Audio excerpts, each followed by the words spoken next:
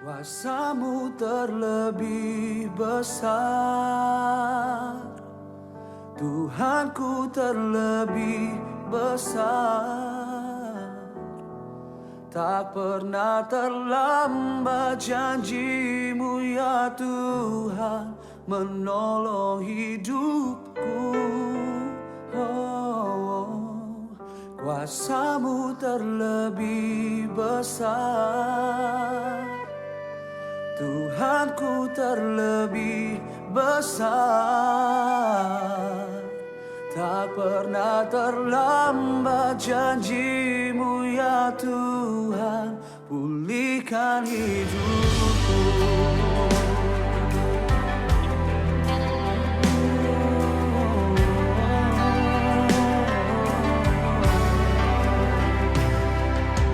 Hanya Kau Tuhan penolongku. Puji nama Tuhan, Shalom. Shalom. Selamat hari Minggu Bapak Ibu Saudara yang dikasihi Tuhan. Puji nama Tuhan, kita boleh kembali berkumpul melalui ibadah online ini. Kita mau bersama-sama memuji dan memuliakan nama Tuhan. Saya percaya dimanapun kita berada, kita memiliki hati yang sama-sama mau menyembah Tuhan, amin. Kita sama-sama memiliki kerinduan untuk mengundang Tuhan masuk ke dalam hati kita, memenuhi setiap hati kita, bahkan hadir di setiap rumah-rumah, di setiap keluarga. Mari Bapak Ibu Saudara, saya mau ajak kita bersama-sama berdoa. Tuhan, kami mengucap syukur buat hari ini. Kami mengucap syukur untuk setiap kesempatan yang Tuhan beri, untuk kami kembali memuji dan memuliakan nama-Mu Tuhan. Ini hidup kami, ini hati kami Tuhan. Kami mau persembahkan ke hadapan-Mu. Kami mau bawa yang terbaik buat Engkau.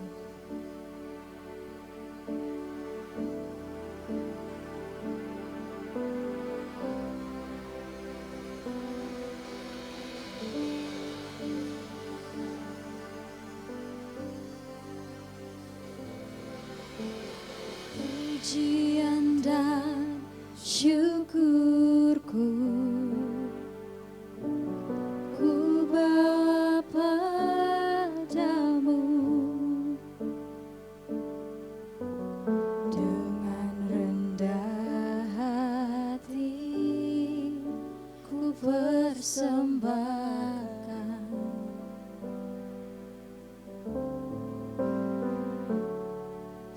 Sadar bila ku ada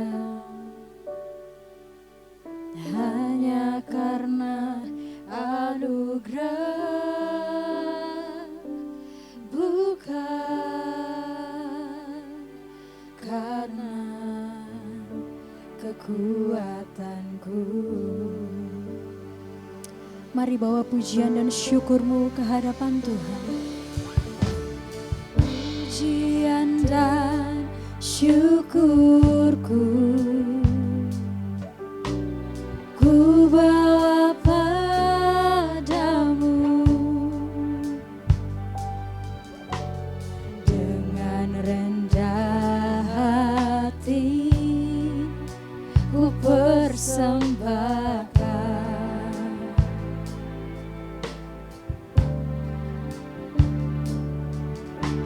Sadar bila ku ada hanya karena anugerah, amin, bukan karena kekuatanku.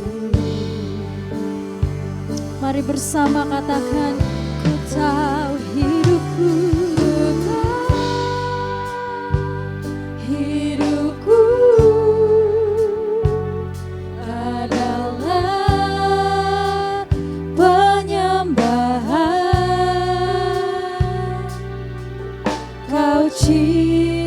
ciptakanku dalam kemuliaan-Mu.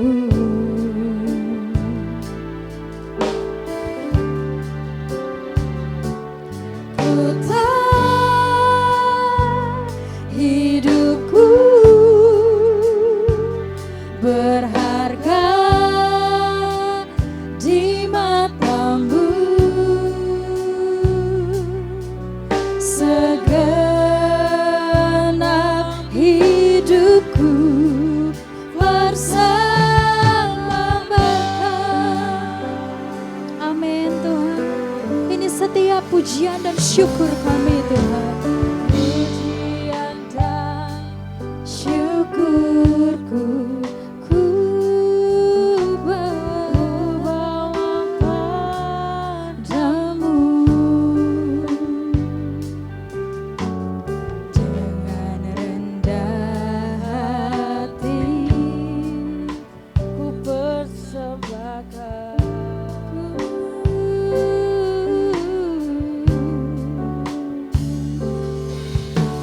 Sadar bila ku ada hanya karena anugerah, bukan karena kekuatanku. Kami tahu hidup kami adalah penyembahan Tuhan. Ku tahu hidupku adalah penyembahan. Kau ciptakanku dalam kemuliaan-Mu.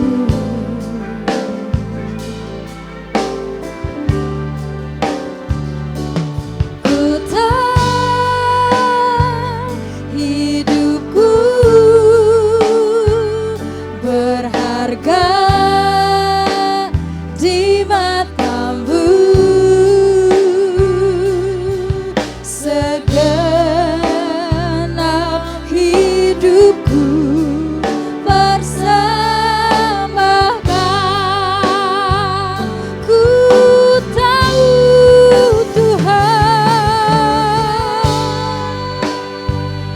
hidupku adalah penyembahan,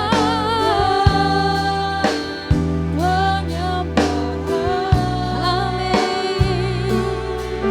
Kau ciptakanmu dalam kemuliaan-Mu.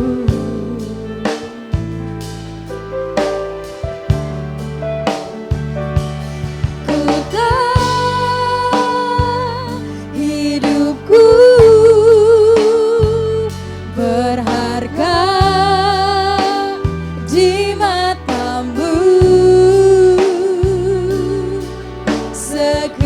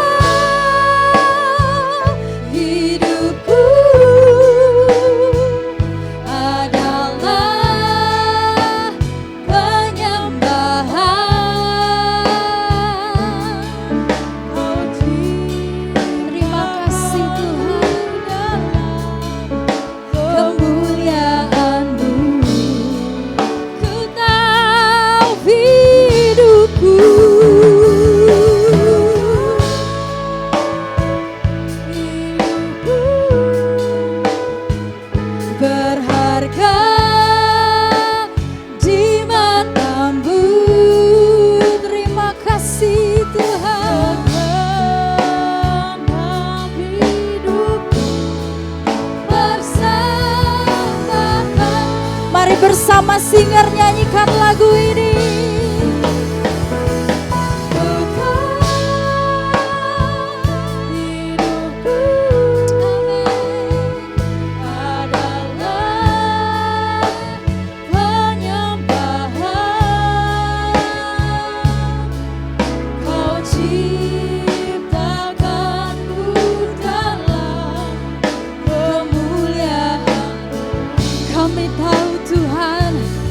Hidup kami penyembahan bagimu. Ku tahu hidupku berharga, amin, di matamu. Segenap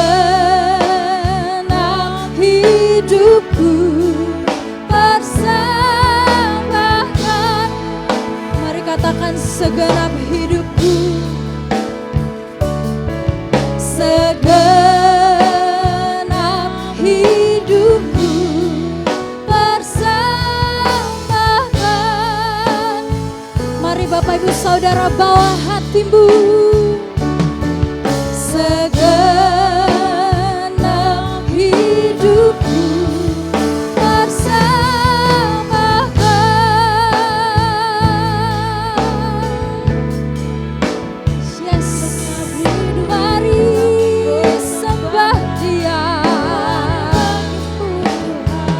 Sembah Dia, sebab Dia layak ditinggikan, diagungkan.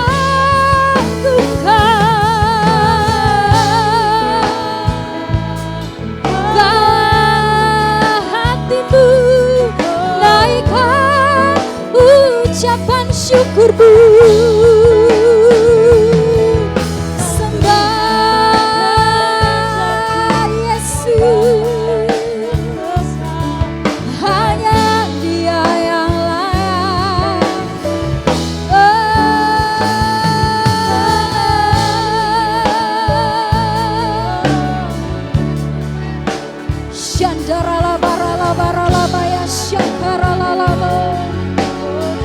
Sebab Engkau layak Tuhan, Engkau layak terima pujian penyembahan kami. Kami datang Tuhan, mau menyembah-Mu, memuji-Mu, sujud di hadapan-Mu Tuhan.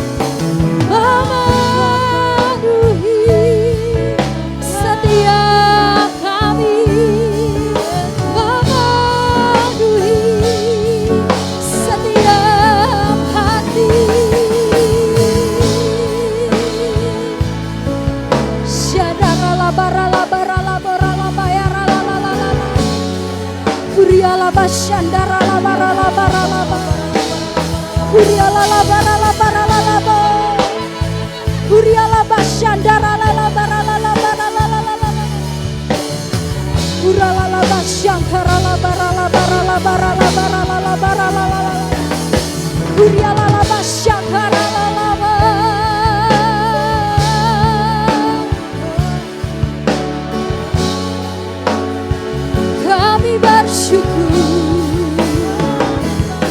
sebab Engkau Allah kami, sebab Engkau Yesus kami. Engkau yang layak Tuhan. Shandarala barala barala la la la la. Kuriala basyakara la la la la la la la la la la la la. Kurala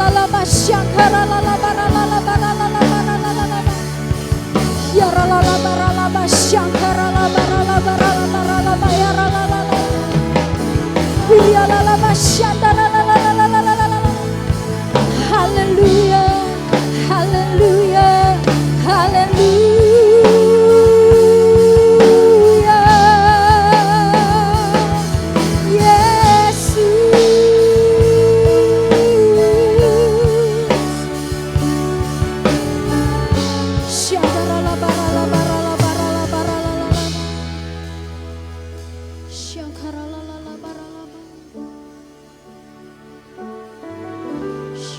Kami percaya Tuhan, Kau mendengar setiap hati yang berseru.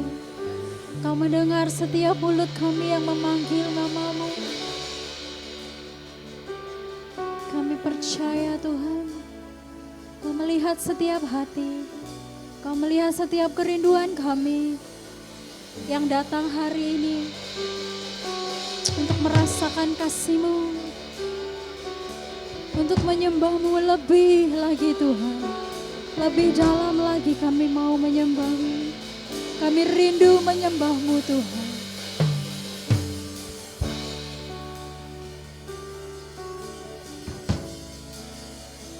Mari bersama angkat tangan-Mu. Here I am to worship, here I am to bow down, here I am to say that you're my God. Yes, you're altogether lovely, altogether worthy, altogether wonderful to me. Here I am to worship. Yes, here I am, Lord. Here I am to bow down. Here I am to say that you're my God. You're altogether lovely, altogether worthy, altogether wonderful to me. Here I am. Here I am to bow down. Here I am to say that you're my God. You're altogether lovely, altogether worthy, altogether wonderful to. Sekali lagi katakan, oh here I am to bow down, here I am to say that you are my God.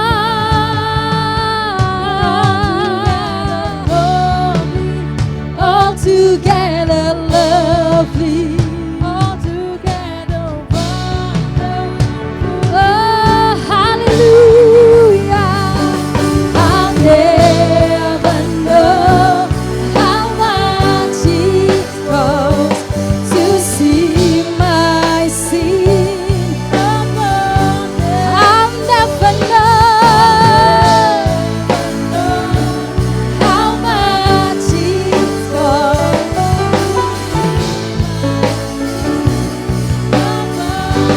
Let's sing, I'll never know how much it costs to see my sin. I'll never know how much it costs to see my sin.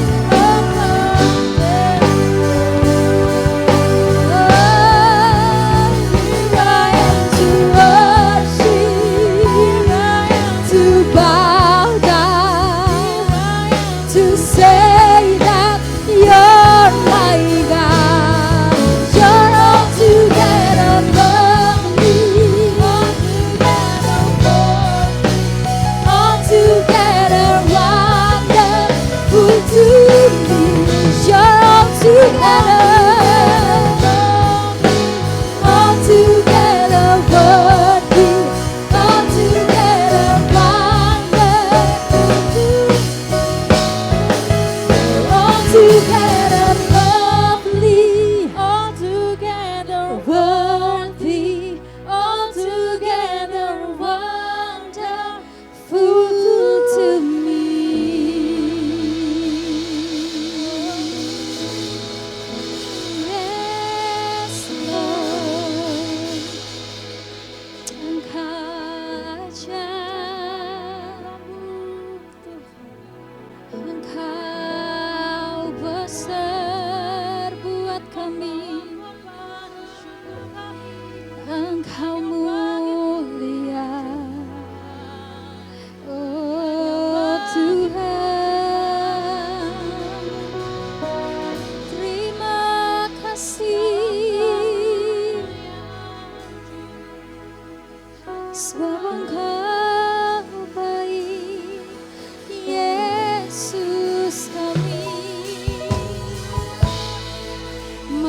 bawa hatimu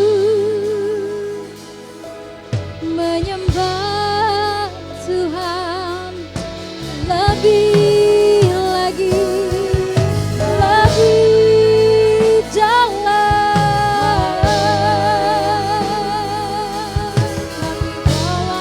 Sembah Dia, Dia Yesus.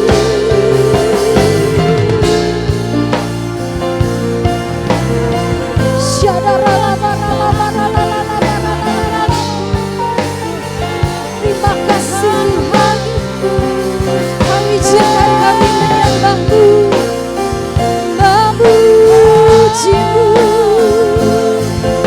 meninggikan nama-Mu, Yesus.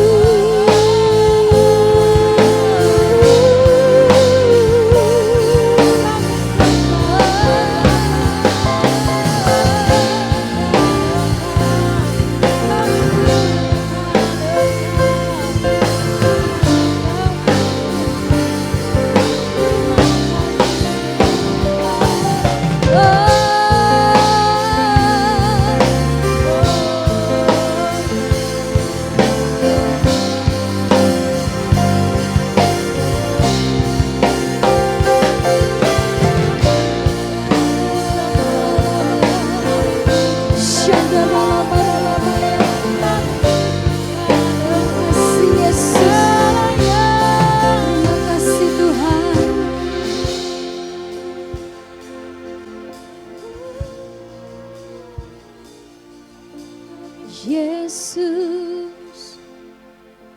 ku sembah Kau. Mari dengan lembut katakan lagu ini. Yes. Di hadapan-Mu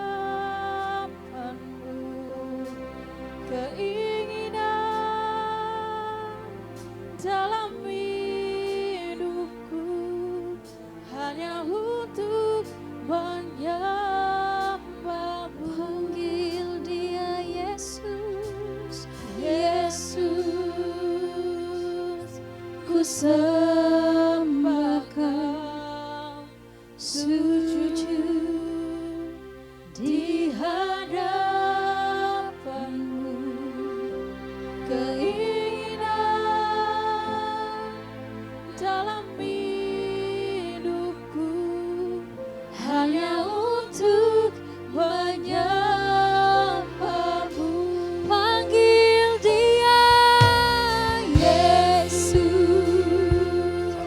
Ku sembah Kau, sujud di hadapan-Mu, keinginan dalam hidupku hanya untuk menyembah-Mu. dengan segenap hatimu. Yesus, ku sembah Kau, sujud di hadapan-Mu, keinginan dalam hidupku hanya untuk menyembah-Mu. Panggil Yes, ku sembah Kau, sujud di hadapan-Mu, dalam hidupku hanya untuk menyembah-Mu. Yesus, ku sembah Kau, sujud di hadapan-Mu,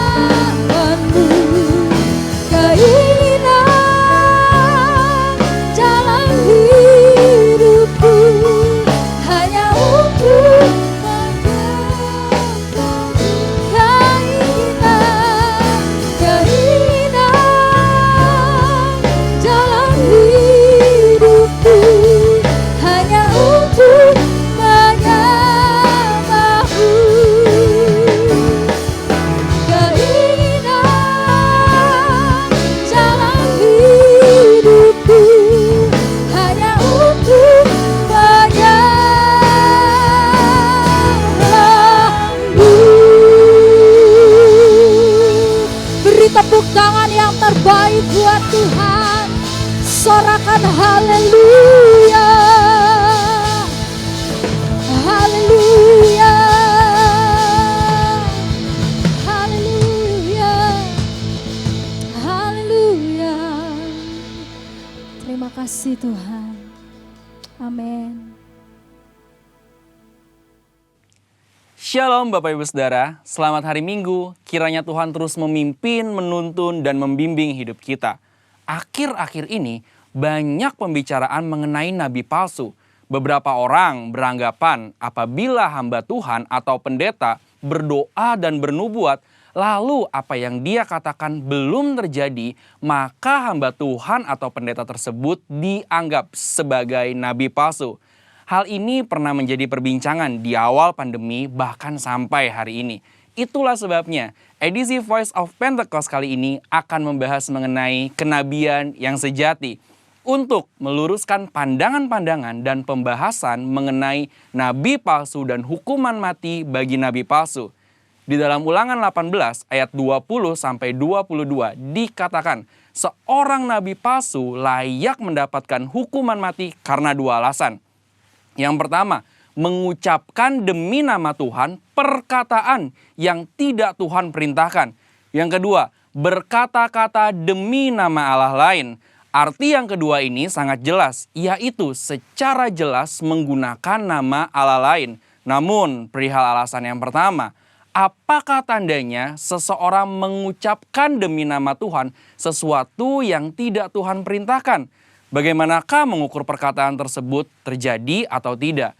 Tentu jawabannya adalah menunggu. Sekali lagi, apakah tandanya seseorang mengucapkan demi nama Tuhan sesuatu yang tidak Tuhan perintahkan? Bagaimanakah mengukur perkataan tersebut terjadi atau tidak? Jawabannya hanya menunggu. Bisa cepat, lama, atau sangat lama. Seperti halnya mengenai hari penghakiman. Maka dari itu, terjadi atau belum terjadinya suatu nubuatan bukanlah aturan kaku dan kriteria utama untuk menentukan kenabian yang sejati. Melainkan ada beberapa kriteria lain yang lebih komprehensif atau lengkap. Pertama, kesesuaian dengan nabi lain dan firman Tuhan secara keseluruhan. Kedua, berasal dari Tuhan walaupun terkadang tidak sesuai dengan kehendak pribadi sang nabi itu sendiri. Ketiga, membawa umat ke dalam rencana Allah. Keempat, tidak mencuri kemuliaan Tuhan. Kelima, karakter nabi yang sesuai dengan karakter Allah. Kriteria ini lebih tepat untuk melihat kenabian yang sejati. Lalu pertanyaan berikutnya, bagaimana dengan hukuman mati bagi nabi palsu dengan cara melemparinya dengan batu? Rasanya hal ini sudah tidak lagi relevan. Karena ini berarti pezina, penyembah berhala, pelanggaran yang tidak dapat diampuni juga harus dihukum mati dengan dilempari batu. Tercatat ada 36 pelanggaran dalam hukum Taurat yang layak mendapatkan hukuman mati. Secara teologis, bagi orang percaya, hukum Taurat yang bersifat hukum sipil dan seremonial sudah digenapi. Karena apa? Karena sudah digenapi oleh Tuhan Yesus.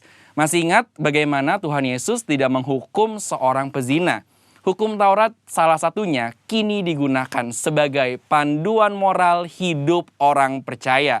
Kita tidak lagi hidup di bawah hukum Taurat, melainkan hukum Kristus. Seperti yang Paulus katakan dalam 1 Korintus 9 ayat 21, bahwa kini ia hidup di bawah hukum Kristus. Kenabian yang sejati ini penting bagi kehidupan orang percaya zaman now. Dari Ulangan 18 ayat 9 sampai 22, kita dapat menarik dua pelajaran, yaitu Tuhan masih berbicara kepada kita sampai sekarang ini. Dan suara kenabian adalah karunia Allah untuk meneguhkan umatnya, sekaligus melambangkan kerinduan Allah untuk tetap dapat berkomunikasi dengan kita. Dan kita sangat bersyukur dua hal ini terjadi di gereja kita. Tuhan Yesus memberkati.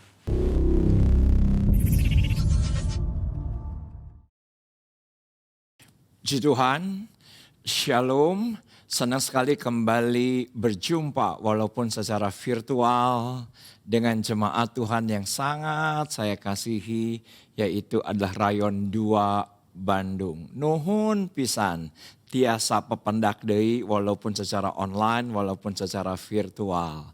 Menjadi sebuah kehormatan kembali saya ada bersama dengan Anda hari ini. Saya akan berbicara sesuatu yang agak berbeda. Izinkan saya tidak berbicara soal tragedi. Izinkan saya tidak berbicara soal pandemi. Izinkan saya tidak berbicara soal resesi. Izinkan saya tidak berbicara soal yang namanya penderitaan. Saya ingin berbicara sesuatu dari hati saya kepada jemaat Tuhan di Rayon 2 ini. Dan saya tahu pasti memberkati Anda. Saya merasa hari ini sebuah kehormatan dari Tuhan. Ketika saya menerima wahyu, menerima penyingkapan mengenai hubungan, mengenai relationship, yaitu adalah toxic love. Satu kata yang mungkin asing bagi semua Anda, yaitu adalah cinta yang beracun. Tentunya ini adalah kata kiasan. Tentunya ini bukan kata harafiah. Tapi di hari terakhir ada sesuatu yang sedang in. Misalnya toxic relationship. Misalnya positive toxic. Misalnya toxic friendship. Ternyata pertemanan, persahabatan, percintaan di dalamnya bisa mengandung racun. Bisa mengandung sesuatu yang merusak batin, yang merusak psikologis, dan itu terjadi di hari terakhir. Mungkin ya benar, itu akibat daripada pandemi. Mungkin ya benar, itu akibat dari kesusahan demi kesusahan. Mungkin ya itu benar dari yang namanya tragedi demi tragedi yang dialami manusia. Tetapi saya ingin membahas satu tema yang menurut saya harus kita ketahui, yaitu adalah toxic love. Kembali saya katakan ini adalah kiasan, ini bukan harafiah. Dan kalau saya perhatikan dari literatur, toxic love adalah sebuah hubungan yang ditandai dengan perilaku beracun. Perilaku yang merusak. Perilaku yang sedemikian rupa itu bisa merusak fisik maupun emosional diri sendiri maupun pasangan. Jadi bukan hanya diri sendiri yang teracuni oleh karena sebuah hubungan ini, tapi juga pasangan pun bisa demikian. Beberapa hari yang lalu dalam sebuah pelayanan di gereja online kami, saya mewawancarai suami istri sebetulnya, tetapi perkawinannya pada awalnya penuh dengan racun. Pada awalnya penuh dengan saling merusak. Dia berkata bahwa saya pacaran kira-kira 1 tahunan. Apa yang terjadi? Saudaraku, pernah di satu malam mereka bergulat. Mereka saling memukul, mereka saling menyiksa sampai di tengah jalan. Dan apa yang terjadi? Orang-orang yang melihat mereka bergumul selama 6 jam di pinggir jalan. Sampai ketika mereka melihat dan menonton, mereka kasih minum. Itu yang namanya orang yang sedang berantem. Mereka kasih makanan orang yang sudah berantem. Bahkan ketika menjelang malam, pemilik toko di mana altarnya dibuat oleh mereka yang sedang berantem berkata, tolong dong pindah sebentar, berantemnya jangan di sini karena toko mau ditutup. Itu hubungan yang merusak. Itu hubungan yang menjadi racun dalam kehidupan. Dan saya ingin pelajari ini bersama dengan Anda. Tentunya kita tidak ingin toxic love terjadi dalam kehidupan kita. Baik kita berhubungan dengan pasangan, berhubungan dengan orang tua, berhubungan dengan teman, berhubungan dengan siapapun. Tentunya kita menginginkan hubungan yang sehat, yang didominasi oleh kasih sayang, rasa saling menghormati, dan penerimaan. Maka toxic love justru sebaliknya. Saling merusak, saling menghancurkan, saling menghina, saling menghakimi. Itu toxic love. Dan saya dapati hubungan yang sehat dalam Alkitab tertulis cukup banyak. Seperti Ishak dan Ribka. Itu hubungan mereka begitu indah, luar biasa. Saya bisa melihat dalam Kidung Agung. Alkitab dengan jelas berkata bahwa hubungan mereka begitu indah, menyenangkan, saling menghormati, saling menerima. Nah, itulah hubungan yang sangat sehat dan ideal. Tapi kita akan kembali kepada tema kita hari ini, yaitu adalah toxic love. Yang mana kita akan pelajari dari satu perikop yang mana nama ini hanya muncul di perikop ini dan setelah itu tidak ada. Yaitu adalah Delila. Tentunya Delila akan berhubungan dengan Simson. Siapa Simson? Alkitab berkata di Hakim-Hakim pasal yang ke-13, ketika itu oleh karena betapa jahatnya Israel selama 40 tahun diserahkan kepada Filistin. Nah, ternyata ada seorang keturunan Dan, Manoah punya istri mandul. Tiba-tiba malaikat Tuhan berkata, engkau akan melahirkan dan menjadi anak nazir Allah. Di mana kuasa Allah akan bekerja, kuasa Allah akan didemonstrasikan melalui anakmu dan bernama Simson. Tapi Simson dari Hakim-Hakim pasal yang ke-14 sudah terdeteksi. Kelemahannya adalah seorang wanita.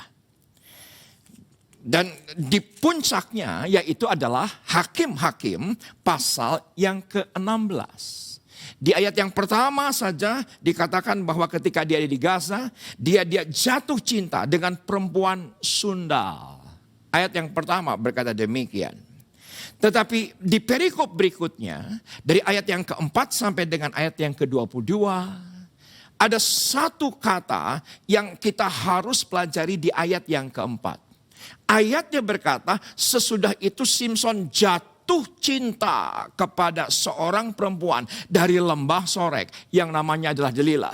Kalau perempuan yang di Gaza dikatakan sundal dengan jelas, tapi tafsiran saya, saudaraku, tidak jauh lebih baik yang namanya Delila. Kenapa? Karena di ayat selanjutnya berkumpullah raja-raja dan mereka berkata, aku akan berikan 1000 yang namanya 100 uang perak kepadamu. Masing-masing raja berjanji, kalau engkau bisa mengetahui kelemahan daripada Simson. Tidak ada bedanya dengan perempuan yang di Gaza, karena ternyata Delila pun bisa dibeli.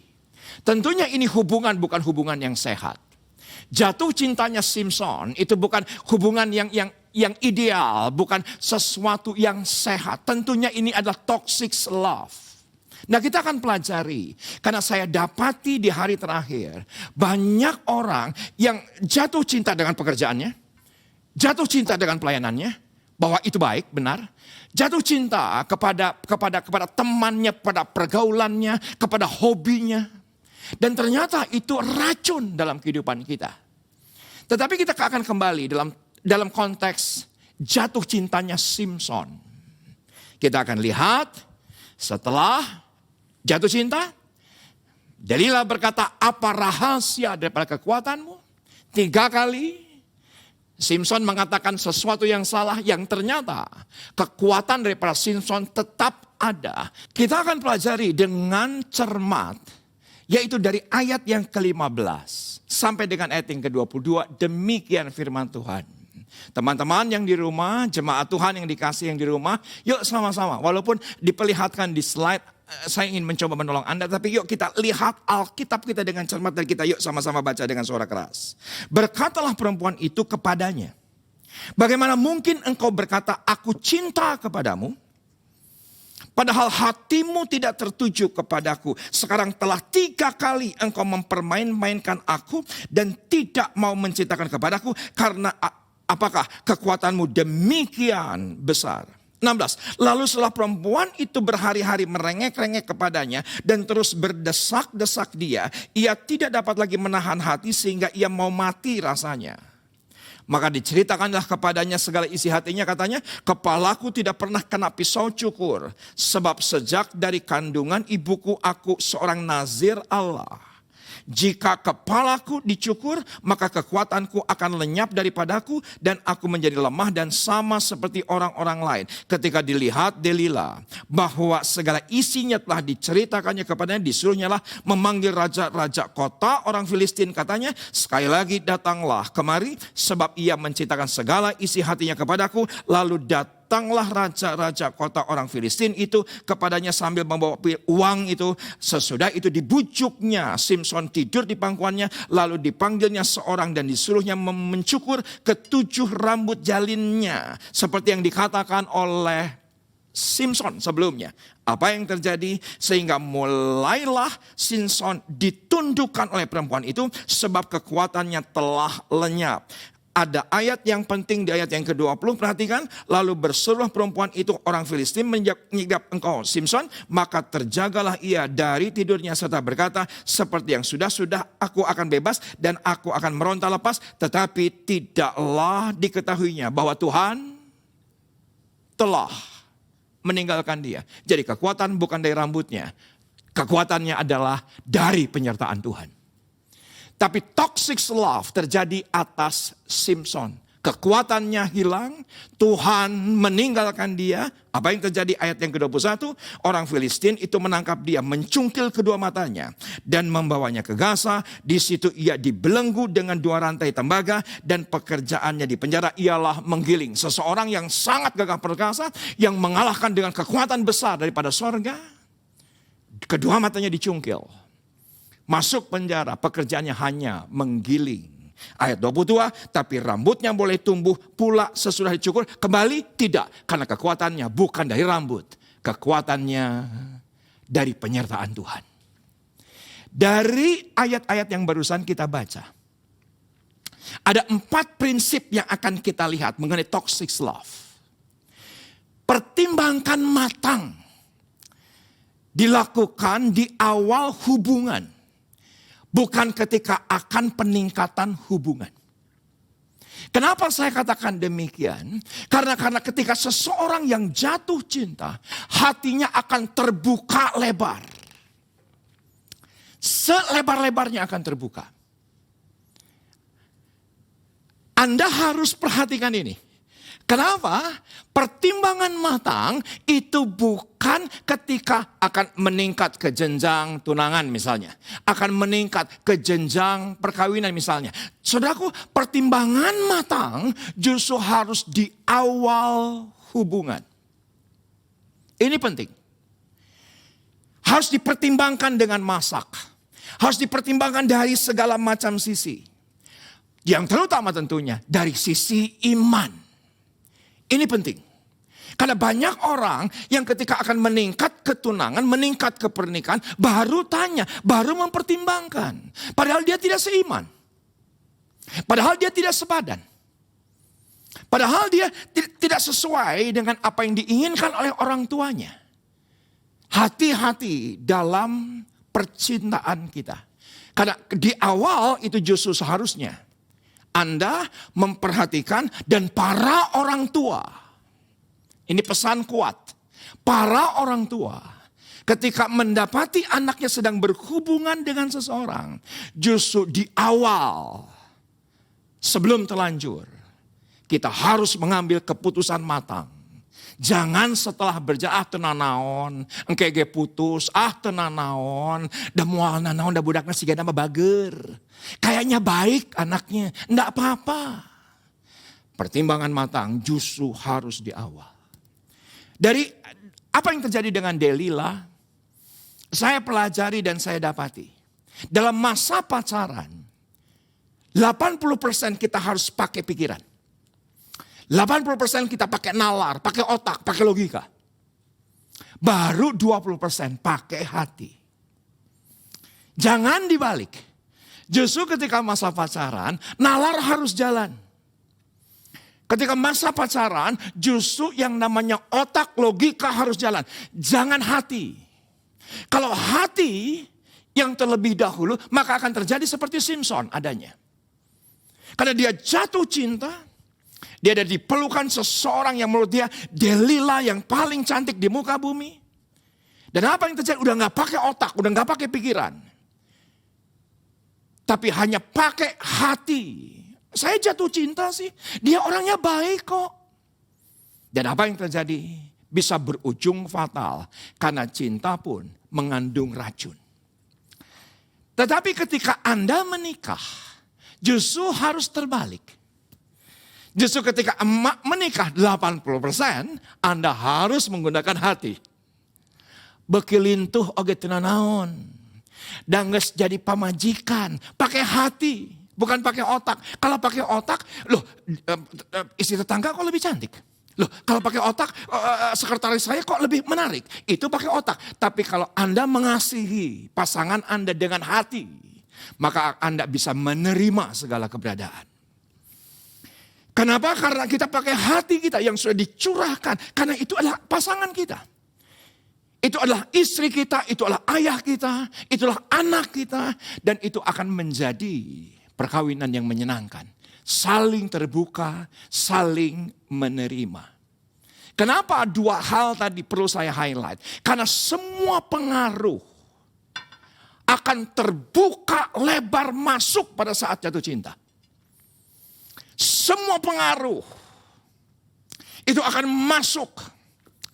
Ketika seseorang berpacaran dengan yang berbeda agama, udah tinggalkan Yesus mah, jeung saya we.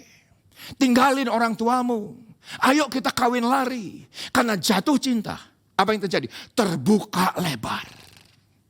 Pengaruh racun, pengaruh dunia, pengaruh daging. Kan saya sudah cinta sama kamu. Berikanlah segalanya. Udah gak pakai otak. Udah gak pakai nalar. Udah gak pakai logika. Dan apa yang terjadi? Itu akan menjadi hubungan yang ujungnya adalah kehancuran. Tinggalin aja Yesusnya, gak apa-apa sama orang tuamu. Udahlah, sama saya saja. Yang saya ingin katakan kepada para orang tua. Ketika anak-anakmu sedang jatuh cinta, pastikan bahwa anak-anak Anda tetap jatuh cinta dengan Anda orang tua. Kenapa? Kalau anakmu yang sedang jatuh cinta, tapi Anda sedemikian rupa perlakukan anak Anda kasar, perlakukan anak Anda salah, akhirnya apa yang Anda katakan sebagai orang tua kepada anak akan tertutup. Akan tertutup. Tapi anak Anda yang sedang jatuh cinta, pengaruh yang salah, pengaruh yang buruk, pengaruh yang menghancurkan akan masuk. Dan itulah yang terjadi dengan Simpson ketika itu. Kenapa? Karena sedang jatuh cinta. Alkitab berkata demikian. Nah, saudaraku, ini sangat penting menurut saya. Pelajaran hari ini sangat penting menurut saya. Kenapa? Karena dengan siapa kita jatuh cinta, pengaruh itu akan masuk. Sebelumnya pelayanan, tiba-tiba bekerja dan jatuh cinta dengan pekerjaannya. Dan apa yang terjadi? Semua dari pengaruh-pengaruh yang ada di pekerjaan masuk, pelayanan bisa ditinggalkan. Dan saya terbukti itu sudah banyak dilakukan oleh banyak orang. Dengan mudahnya menyimpang. Dengan mudahnya terpengaruh. Kenapa? Karena faktor jatuh cinta. Yang semula dulu anak-anak begitu dekat dengan orang tua. Yang semula ketika itu anak-anak begitu intim dengan orang tua. Karena kehadiran pacar, kehadiran seseorang. Bisa berubah sedemikian rupa, terpengaruh sedemikian rupa. Yang mungkin saja itu bukan pacar. Yang mungkin saja itu bukan pacar. Mungkin sahabat, enggak apa-apa kok. Itu mah kan teman-teman, sama-sama teman-teman di kampus. Sama-sama teman-teman kuliah, sama-sama teman di kantor. Tapi kalau anakmu atau seseorang bisa jatuh cinta, itu yang namanya pengaruh benar. Dan pengaruh salah ketika jatuh cinta sulit untuk dibedakan. Rasanya semuanya benar. Rasanya semuanya indah. Rasanya semuanya menyenangkan. Padahal ternyata itu bisa menjadi toksik dalam kehidupan kita. Yang bisa menghancurkan diri kita. Hubungan dengan orang tua. Hubungan dengan pelayanan. Hubungan dengan gereja. Bahkan hubungan dengan Tuhan. Hati-hati dengan cinta yang beracun. Tentunya saya tidak akan membahas pada closing ibadah ini. Yaitu adalah toxic love. Dari sisi racun. Tapi betapa hebatnya. Ketika hati Anda terbuka untuk Yesus. Anda jatuh cinta dengan Yesus. Apa yang terjadi? Kita lihat Wahyu pasal yang ketiga. Yesus berkata kepada jemaat Laodikia, 7 gereja ini adalah menggambarkan gereja segala zaman, segala generasi, termasuk generasi hari ini. Perhatikan ayatnya. Lihat aku berdiri di muka pintu dan mengetuk. Jikalau ada orang yang mendengarkan suaraku dan membukakan pintu hati karena jatuh cinta. Apa yang terjadi? Aku akan masuk mendapatkannya dan aku akan makan bersama-sama dengan dia dan ia bersama-sama dengan aku. Makanan Yesus itu apa? Perhatikan, inilah makanan Yesus. Yaitu Yohanes 4 ayat yang ke-34. Kata Yesus kepada mereka, makananku ialah melakukan kehendak dia yang mengutus aku dan menyelesaikan pekerjaannya. Saudaraku, spiritual checkpoint harus kita lakukan setiap hari. Apakah kita masih jatuh cinta dengan Yesus? Apakah dia masih yang terutama dalam kehidupan kita? Apakah dia yang menjadi intensitas, prioritas, kualitas? Itulah kasih yang semula. Karena kalau itu yang terjadi, amanlah hidupmu. Karena yang akan masuk adalah firman. Yang masuk adalah janji Tuhan. Yang masuk adalah yang ilahi. Yang masuk adalah yang sorgawi. Tapi ketika Anda pastikan, rasanya ketika Anda spiritual checkpoint, setiap hari kok ada yang kurang. Kasih semulaku kok hilang. Anda harus cepat kembali jatuh cinta dengan Yesus. Dan saya juga pesan bagi orang tua. Bagi orang tua. Anak-anak milenials, perhatikan spiritual checkpoint untuk anak-anak Anda setiap hari. Kenapa? Karena pengaruh-pengaruh dunia begitu luar biasanya merusak. Pastikan jatuh cinta setiap hari dengan Yesus, maka kuasa firman akan masuk dan berkuasa dalam kehidupan kita. Karena hidup kita sesungguhnya adalah kumpulan dari kehendak Tuhan yang kita lakukan. Katakan amin. Ketika kita jatuh cinta kepada dia, semua bisa masuk kita terima. Enggak akan Alkitab itu enggak akan kita bantah. Enggak akan kita akan tolak. Tidak akan kita ada kritisi sama sekali. Tapi ketika kita jatuh cinta kepadanya, maka dia akan makan bersama dengan kita. Dan makanan Yesus adalah melakukan kehendak Allah, melakukan kehendak Bapa, dan menyempurnakannya. Tadi di awal saya berbicara mengenai ada satu pasangan yang ketika di masa pacaran mereka bisa berantem 6 jam saling bergulat di pinggir jalan. Dan saya ingin saksikan lebih lengkap yang mana akhirnya mereka itu akhirnya menikah dengan cara kawin lari. Dengan cara yang mengenaskan, dengan cara yang menyedihkan menurut saya. Sebagai anak muda orang percaya yang semula melayani keluarga daripada si istri, itu pelayanan luar biasa di gereja. Tapi ya memang sang suami ke gereja aja tidak pernah, apalagi pelayanan. Hanya sesekali ke gereja dalam hidupnya di masa itu. Yang akhirnya oleh karena hati yang terbuka mereka kawin lari. Meninggalkan orang tua, meninggalkan segala keberadaan, menikah di satu kota lain. Dan apa yang terjadi ketika mereka kembali ke Jakarta? Itu yang namanya perkawinannya pun tetap toxic love. Mereka saling pukul, mereka saling aniaya, mereka saling menghina, mereka saling menghakimi. Perkawinannya selama 5 tahun, itulah keadaannya.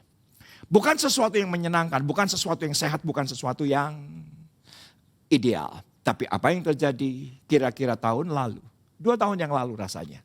Saudaraku, sang ibu daripada si istri ini meninggal.